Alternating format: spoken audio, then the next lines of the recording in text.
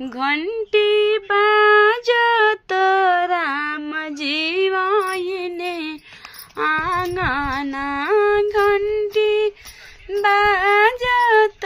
राम जीवाइने आंगना आमा देहु नाव सिसावा हमें जैब बनावा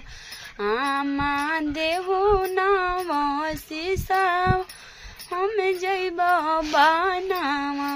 घंटी बाजत राम जी आइने आंगना घंटी बाजत राम जी आइने बाना आंगना आमा दोनव सिसावा हमें जैब बनावा धनी दानव सिसावा हमें जैब बनावा बबुआ कहे के जनम ल जाए के रहे बनावा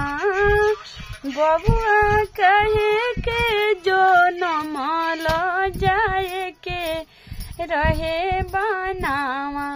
आमा काया बकर बोली खला करमावा आमा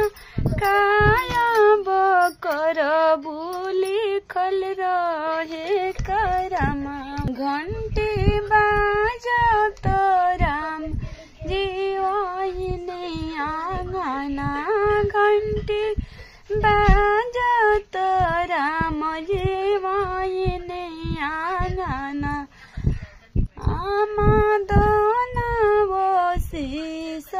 जैब बनावा आमा दोनव